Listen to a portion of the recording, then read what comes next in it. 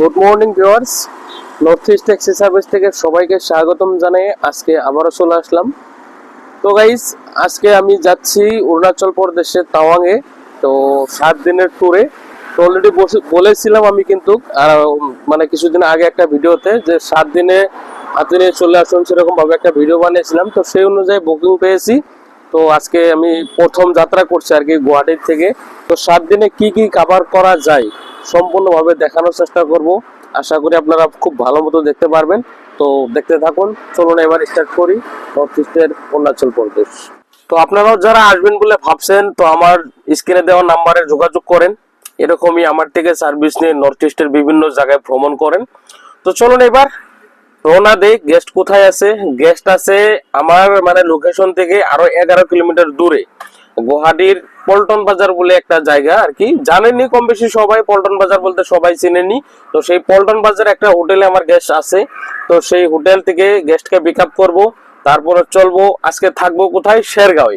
আজকে শেরগাঁওয়ে থাকবো। তো শেরগাঁও পাওয়ার আগে আগে কি কি সার্চিং পরে মানে যতটুকু সম্ভব হয় দেখানো, তো বিস্তারিত ভাবে দেখানোর চেষ্টা করব। তো আপনারা আসুন, আপনাদেরকেও এই সুবিধাটা এরকম এরকম ভাবে যাদের বিশেষ করে যারা নর্থ ইস্টের অরুণাচল প্রদেশের তাওয়াং ফুল সাইট সিং করতে চান, তারাও কিন্তু এইরকম 7 দিন হাতে নিয়ে চলে আসবেন। কারণ 7 দিন হাতে নিয়ে চলে আসলে খুব ভালো মতো সাইট সিং করতে পারবেন। আমিও চাই যে আপনারা নর্থ ইস্টের অরুণাচল প্রদেশে যারা ঘুরতে আসবেন, যে আনন্দটুকু নিয়ে আপনারা আসবেন, যাতে ওর থেকেও ডাবল আনন্দ নিয়ে চলে যেতে পারেন। তো সেই অনুযায়ী আমি সবাইকে বলি যে হাতে 7 দিন নিয়ে চলে আসুন, খুব ভালো মতো ভ্রমণ করতে পারবেন। তো চলুন আজকে কতটুকু সাইট সিং করানো যায়, তো দেখি চেষ্টা করি, যতটুকু দেখানো সম্ভব হয় আমি দেখানোর চেষ্টা করব। তো আপনারা দেখতে থাকুন। ফাইনালি হোটেলে পৌঁছে গেলাম। তো এখন গেস্ট আসবে। তো গেস্টে বলছে আরো একটু দেরি হবে আর কি, একটু লেট হবে। মোটামুটি ধরুন 15-20 মিনিট টাইম লেট হবে। তো ওখানে আর কি করবো, 15-20 মিনিট টাইম এখানে অপেক্ষা করছি গেস্ট আসুক, তারপরে চলবো। তো হোটেলটা দেখাতে পাচ্ছি না এবং হোটেলের পাশে গাড়িও দাঁড় করাতে পারছি না। কারণটা হচ্ছে কি, পল্টন বাজারে মেন পয়েন্টে হোটেল নিয়েছে, সেখানে পার্কিং নেই। তো পার্কিং না থাকার জন্য আর কি একটু দূরে দাঁড়িয়ে রয়েছে আর কি। যখন মানে গেস্ট বের হয়ে ফোন করবে, তারপর ওখানে মানে 2 মিনিটের জন্য দাঁড়াবো আর গেস্টকে উঠিয়ে নিয়ে চলে যাব। তো নালি ওখানে যদি এখন যে দাঁড়িয়ে থাকি তাহলে পুলিশে ফাইন করে দিবে, তো ওখানে দাঁড়ানোটা সম্ভব হবে না। তো আপনারা দেখতে থাকুন। তো অলরেডি আমার গেস্টকে আমি রিসিভ করে এখন চললাম ভৈরবকুণ্ডের দিকে। তো ভৈরবকুণ্ডের দিকে কি কি দেখানো যায় তো দেখানোর চেষ্টা করবো। তো আপনারা ভিডিও স্কিপ করবেন না, দেখতে থাকুন।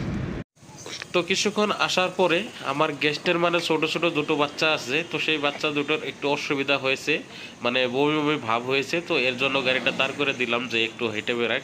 হেঁটে বেড়ালে যেহেতু বমিটা কেটে যাবে, তার জন্য একটু রেস্ট করলাম। তো চলুন এখন চলবো আমরা ভুটানের দিকে।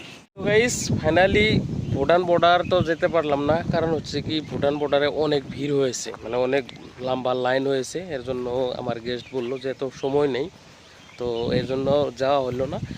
তো আমরা ডাইরেক্টলি আমরা ভুটান বর্ডার যাওয়া হলো না যেহেতু, তো তার জন্য আমরা ভৈরবকুণ্ড পিকনিক প্লেস যেটা সেখানে এসেছি। তো এই যে আমার গেস্ট যাচ্ছে দেখুন। এখন কিন্তু সেরকম ভিড় নেই, মানে জানুয়ারির দিকে যেরকম ভিড় হয় সেই ভিড়টা এখন নাই।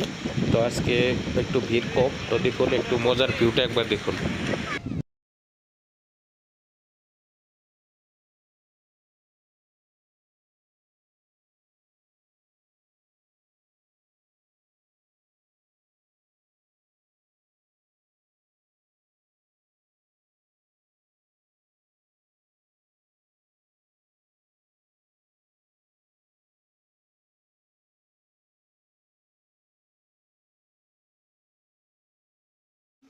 তো এখন আমরা চলবো এখান থেকে লাঞ্চ করার জায়গাতে।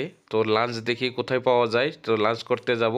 কারণ এখানে বেশি সময় দাঁড়িয়ে তো লাভ নেই, এখানে যে ভিউ পয়েন্টটা দেখার ছিল তো আমরা অলরেডি দেখে নিলাম। তো আপনারাও একবার দেখে নিন। কিন্তু জানুয়ারির সময় যদি এখানে আসেন, একবার দেখতে পারবেন কীরকম ভিড় হয়।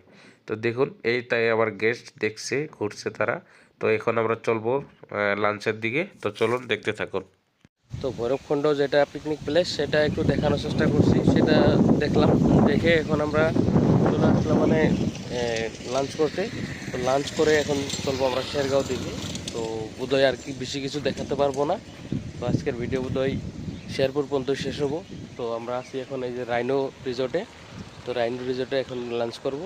রাইনো রিসোর্ট থেকে লাঞ্চ করে এখন চলে যাবো। রিসর্টটাও কিন্তু সুন্দর একটা ভালো প্লেসে বানিয়েছে, দেখার মতো সেই ভালো লাগে আর কি আমার কাছে। আশা করি আপনাদের কাছেও ভালো লাগবে। তো চলুন একটু ভিতরে দেখানোর চেষ্টা করি। তো ভিতরে একবার দেখে নিন কীরকম। দেখুন এটাই রাইনো রিসর্টের গেট আর কি, এটাই রিসর্ট। তো এখানেই রেস্টুরেন্ট আছে, এখানেই লাঞ্চ করার সুবিধা। তো পিছের সাইডটা একবার দেখুন, মজার ভিউ কিন্তু ভালো লাগে।